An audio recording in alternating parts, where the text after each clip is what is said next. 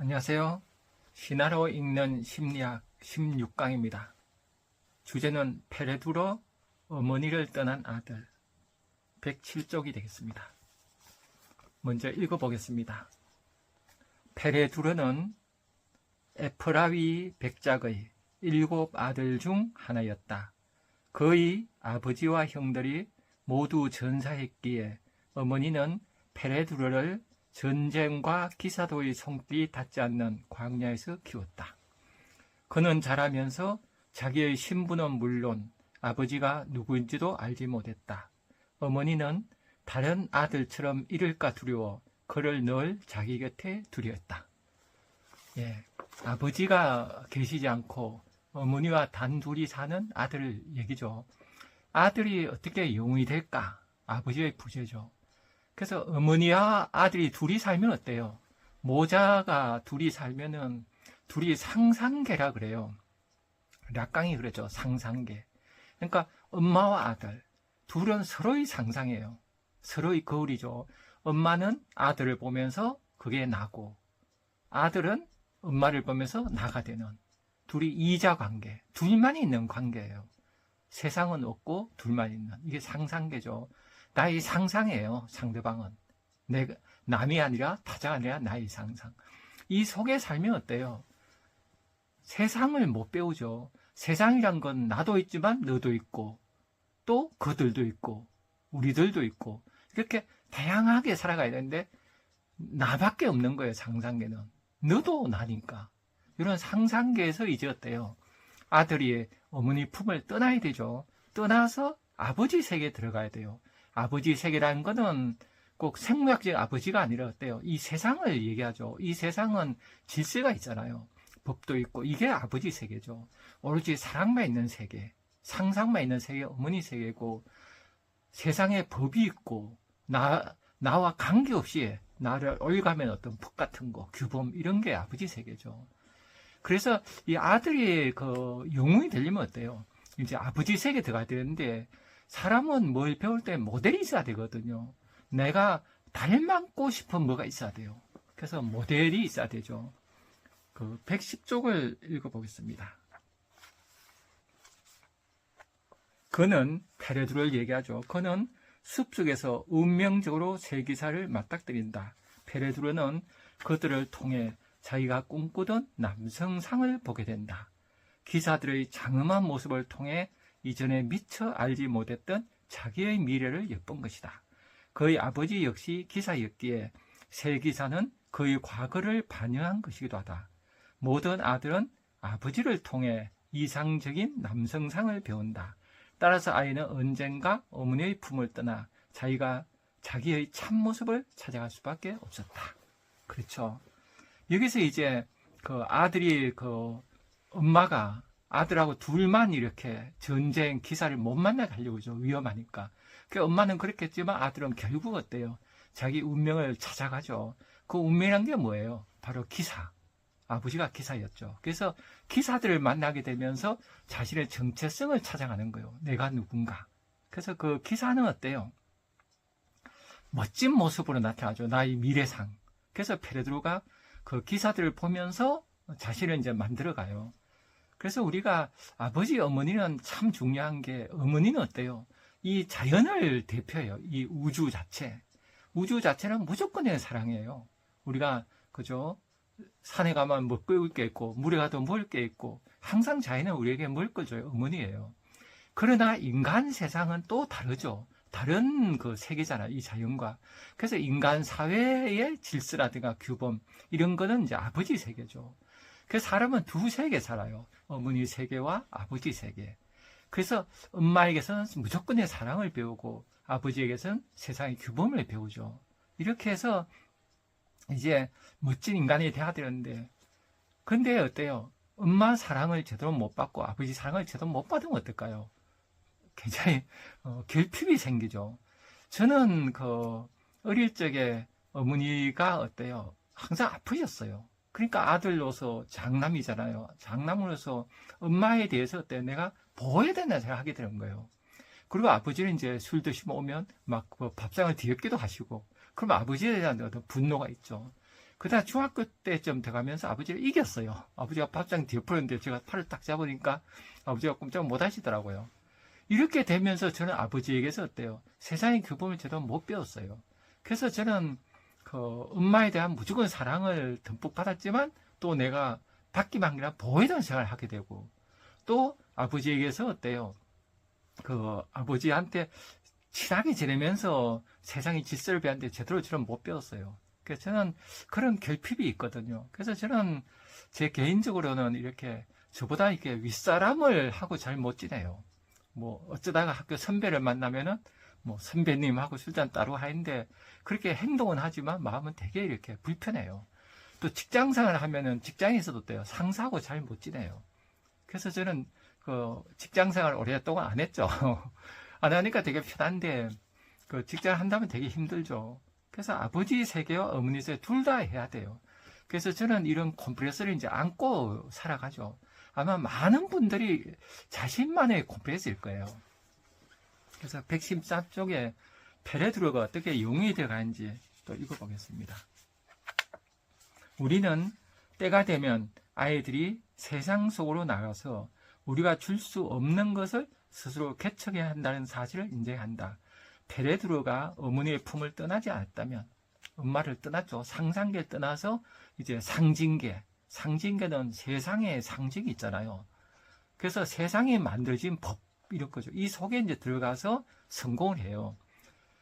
그는 기사가 되고, 그 왕의 기사가 돼요. 그러니까 세상에서 출세한 거죠. 또 성배로 상징된 종교 지혜를 쫓지 못했을 것이다. 성배를 또 찾게 돼요. 그래서 기사가 되고 성배, 아주 크게 성공하죠. 그 어떤 부모도 아이의 삶을 가로막을 수 없으며 그럴 권리도 없다. 예, 여기서는 페레드로가 어떻게 영웅이 됐나를 이제 살펴보죠. 왕의 기사가 됐다는 건 뭐예요? 최고 성공했다는 거죠. 왕 곁에 갔으니까. 그래서 그거는 자아신을 볼 수 있죠. 에고는 사회적 나잖아요. 페드로가 사회적 존재로서 왕의 기사가 돼서 자아실을 한 거예요. 성공한 인생이죠. 그러나 어때요? 이 사회에서만 성공해서는 인간은 그 만족을 못하고 영혼이라는 게 있죠.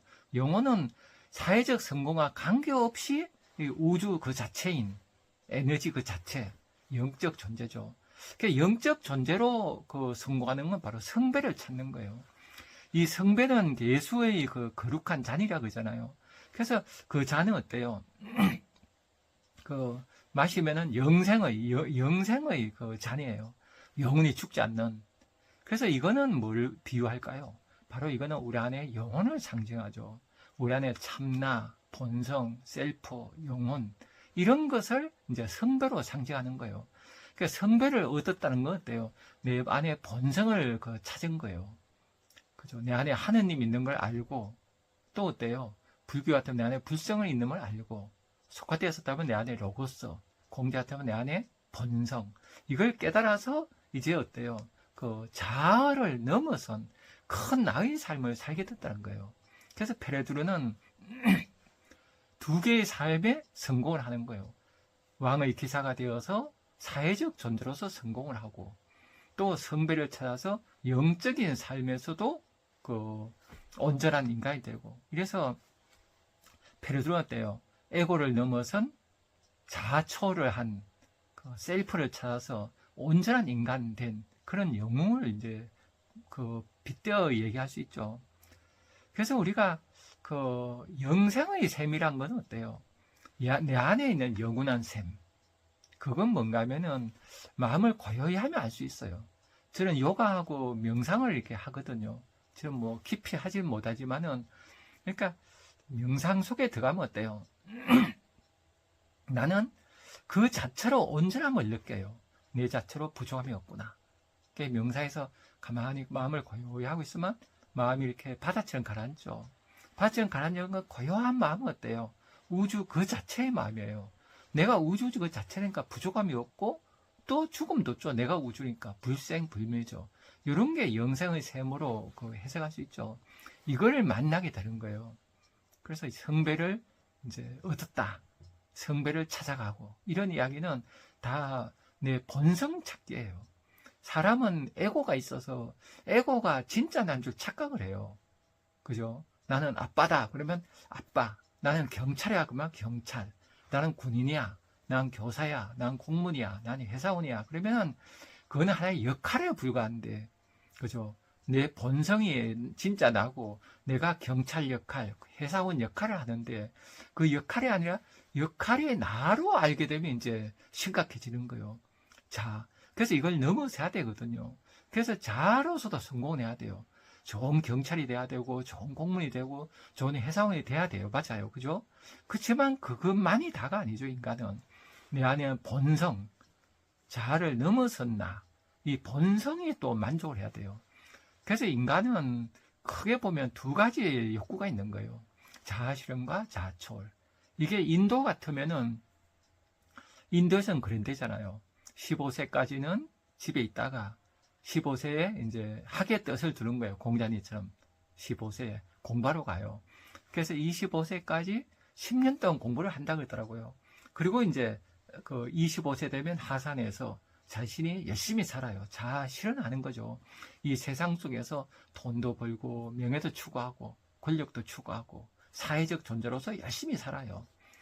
그렇게 살아서 55세까지 이제 자아 실현을 이루고 노력하고 55세가 되면 다 버린다 그러더라고요. 다 버리고 오두막 짚고 산대요, 산에서. 그죠? 그러다가 이제 그 어느 정도 경제에 오르면 이 세상을 유랑하다 죽는다 그러더라고요. 그러면 두 개의 삶을 사는 거예요. 자아 실현도 해보고 세상 속에서 성공도 해보고 그 성공하고 나서 다 버리고, 그죠? 다 버리고 온전한 영혼 남은 그런 존재로 살아가는 삶. 그렇게 살다 죽으면 어때요? 온전하게 되겠죠. 아, 정말 내가 잘 살았다 생각 들 거예요.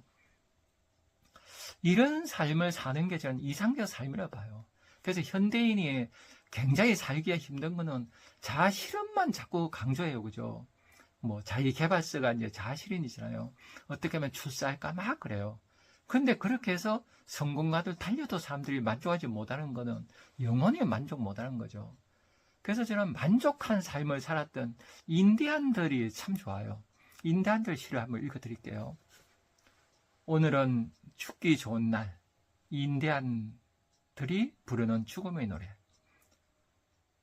모든 생명들이 나와 조화를 이루고 모든 소리가 내 안에서 합창을 하고 모든 아름다움이 내 눈에 녹아들고 모든 잡념이 내게서 멀어졌으니 오늘은 죽기 좋은 날.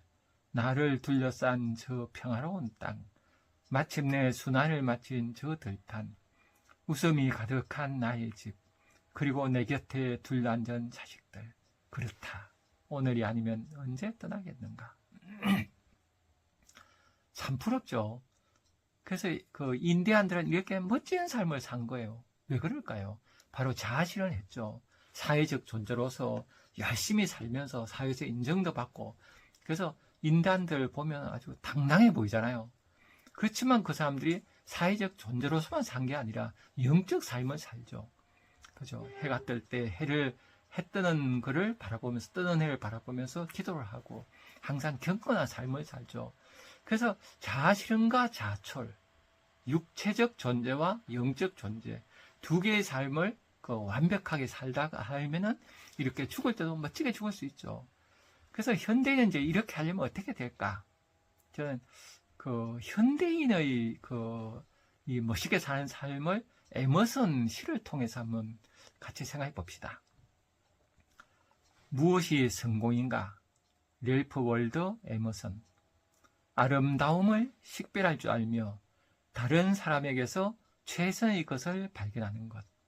건강한 아이를 낳던 한 떼기의 정원을 가꾸던 사회 환경을 개선하던 자기가 태어나기 전보다 세상을 조금이라도 살기 좋은 곳으로 만들어 놓고 떠나는 것. 자신이 한때 이곳에 살았음을 해서 단 한 사람의 인생이라도 행복해지는 것. 이것이 진정한 성공이다. 멋있죠? 그래서 에머슨 시인이 성공한 인생을 이제 이렇게 보는 거예요. 여기서는 어때요? 성공하려면 에머슨 시인이 뭐라 그래요? 아름다움을 식별할 줄 아는 거예요. 아름다움. 이 아름다움이란 건 어때요? 우리가 타고나죠. 서양에서는 진선미의 능력을 타고난다 그래요. 타고난 본성이, 타고난 마음이 본성이죠. 이 본성은 진리를 알아요. 선이 뭔지 알아요. 미가 뭔지 알아요. 그래서 진선미죠. 그래서 서양에서는 진선미가 추구할 가치고 인간이 갖고 있는 그 능력을 이렇게 본 거예요. 근데 이 능력을 잃어버려요, 인간이. 왜 그래요? 바로 에고 때문에 그래요. 그래서 헨리 벤다이크가 이런 얘기했죠. 자아는 영혼을 가둘 수 있는 유일한 감옥이다. 우리가 에고가 있어요, 자아. 그래서 자아가 강해지잖아요. 현대사회는 자아를 엄청 부추겨요. 그죠? 너는 연봉 얼마냐? 뭐, 너 대학 나냐? 자아죠. 그래서 에고가 무지 이렇게 강한 에고 자아 과잉이 돼요. 자아가 에고 인플레이션, 에고 막 과잉돼요. 에고 인플레이션 팽창돼요. 그 자아가 팽창된 존재가 되면 영혼이 가둬버려요. 그래서 아름다움을 몰라요. 자아는 아름다움 모르거든. 탐욕만 알죠. 그래서 먼저 아름다움을 알아야 돼요. 아름다움을 아는 인간은 미학적 인간, 예술적 인간이죠. 그래서 척 보면 아는 능력. 이거는 본성을 껴야 되죠. 자아가 강하면 안 돼요. 그래서 자아를 계속 누그러뜨리는 연습을 해야 되죠. 그래서 자아를 누그러뜨리면 어릴 때부터 인문학을 하고 시를 알고 예술을 알고 그리고 삶 자체가 어때요? 탐욕을 부리지 않는 삶. 그래서 이 항상 자신을 알아차리고 내가 내 마음을 알아차리고 자신을 속이지 말고 이렇게 잘 살아가야지 아름다움을 알죠. 그 아름다움을 알면 어때요? 이제 나는 아름다움을 추구하죠. 그래서 남을 위한 삶이 돼요. 그 사람은 그 에고가 있기 때문에 에고 문제를 해결해야 돼요. 그러니까 남을 사랑하려고 하면 안 돼요. 에고가 사랑하면은 에고는 자기 이익을 위해서 남을 사랑해요. 이용해 먹으려고. 그래서 우리가 먼저 알아야 되는 건 아름다움을 아는 인간. 그래서 괴테도 그런 얘기했죠. 아름다움이 인류를 구원하리라. 그죠? 아름다움을 아는 능력은 우리 안에 본성에 있죠. 마음을 고요히 하면은 누구나 알아요. 이 고요한 연습을 계속해야 되는데 우리 사람이 이걸 못하니까 많은 사람이 아름다움을 잃어버리죠. 그래서 자신도 모르게 이제 추하게 살아가죠. 그래서 아름다움을 아는 인간. 그래서 다른 사람을 위해 사는 인간. 그렇게 돼야 되죠. 예, 그럼 또 다음에 뵙겠습니다. 감사합니다.